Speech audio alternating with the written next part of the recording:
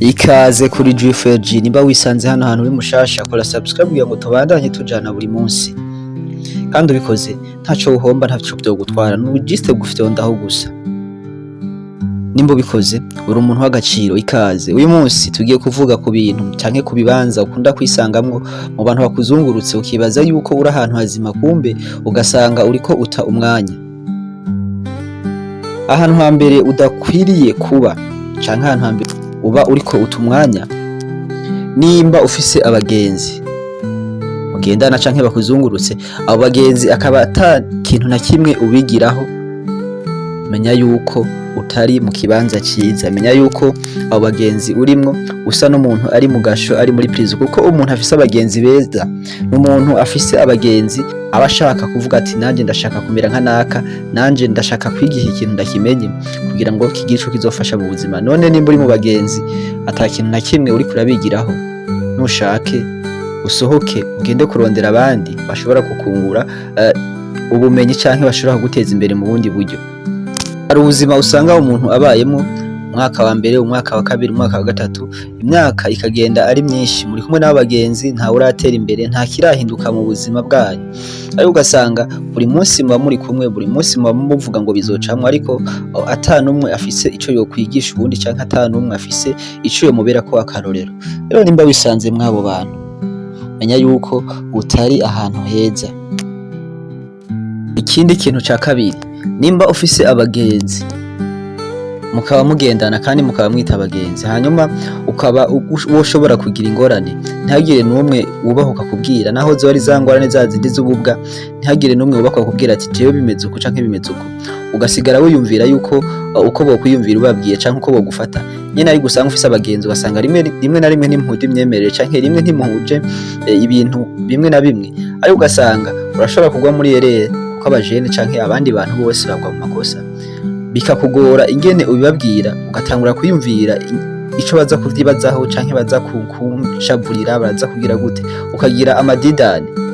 Menya yuko no ngaho utari mu bagenzi beza, uzurondera abandi ushobora kwisanzura, kuko umugenzi mwiza ni wa wundi no mu mafuti yawe no mu makosa yawe mupfuma mupfa ibindi, ariko imbere yuko mupfa ibindi canke imbere yuko akubwiye ataha wakosheje canke badekonye abanza kugufasha mwizo ngorane zawe, hanyuma akagaruka kukubwira ati yamara ibi babikoze nabi. Sino ni wisanga mwabo bantu ata muntu n'umwe ushobora kubwira ingorane zagushikiye zaba mbi canke ibindi bintu byose byagushikiye, menya yuko atabagenzi ufise.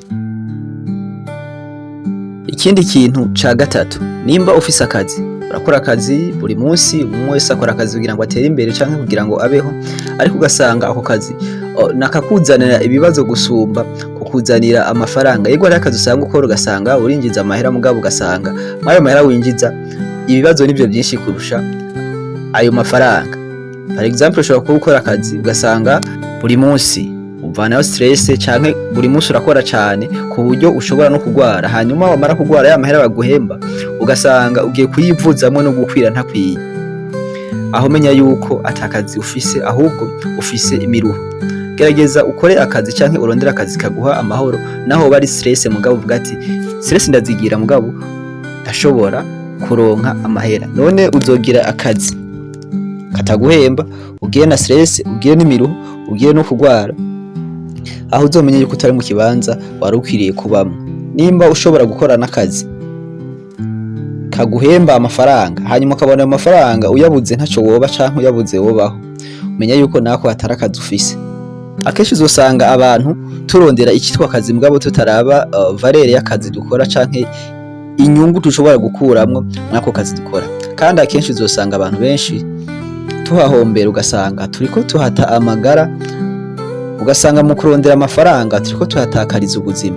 Igihe kizogera wewe nayo mafaranga yawe mwagiye kurondera uzohindukira kurondera ubuzima watakaje, kandi ubuzima ntibugugwa, ariko amafaranga yoyo ntafise igihe, umwanya rose ashobora kuboneka. Ikindi kintu ca kane, nimba ufise umuntu witwa ngo murakundana, hanyuma uwo muntu ukaba murondeye canke mukaba mwahuye kugira ngo muhane amahoro, ariko ugasanga mw'ubwo rukundo murimo canke mw'ubwo bugenzi mufitaniye ariko akubuza amahoro, menya yuko uwo muntu muri kumwe atari we, kubera yuko umuntu agukunda canke umuntu muri kumwe ni umuntu akwipfuriza gutekana, akwipfuriza amahoro. Nimba rero ukundanye n'umuntu ugasanga ariko agutesha umutwe, kera mutarahura nta bibazo wari ufise, mugabo uyu munsi usigaye ugenda uridoga canke usigaye ugenda uriyamamura nk'uyamamura isazi, hari igihe ubona message yiwe canke apere yiwe kimyoza ati uyu nawe bimeze gute. Menya yuko uyo muntu yaje kukugorera ubuzima, ntiyaje kugira ngo mwubake urukundo. Urukundo si ukugorana, ahubwo urukundo no gutahurana. Akenshi uzosanga mu rukundo turondera abantu baduhumuriza, abantu batuba hafi. Ego kuba hafi umuntu mukundana ni vyiza, ariko hari umuntu usanga mukundanye ugasanga ashaka kuba hafi kurusha n'impuzu wambaye, ashaka kuba hafi kukurusha nawe ubwawe, ugasanga ibintu byose ariko arakugora. Wambwiye ati ndi muri ibi, ugasanga akwandikira umwanya wose kutambwira ibyo urimo guta, ku buryo usigara ubona yuko ariko arakugora, atari ukunda ahubwo ari prison. Abantu benshi dukunda kwisanga umenga turaba prisonnier b'abantu kubera yuko twabigize urukundo. Umuntu akaca ashaka gukontrola nkuko umenga ibintu byose biri kuri we gusa atawundi. Rero nimba nawe ufise uwo musheri ameze gutyo, menya yuko uwo muntu muri kumwe atari we. Ibi nshoboye kubivuga kubera yuko ari bwo buzima tubayemwo buri munsi. Zorabe abenshi turondera ibintu kugira ngo biduhe amahoro, tukaja mu rukundo, tukaja kurondera ubuzi, tukaja muri societe y'abandi kurondera abagenzi kugira ngo biduhe amahoro.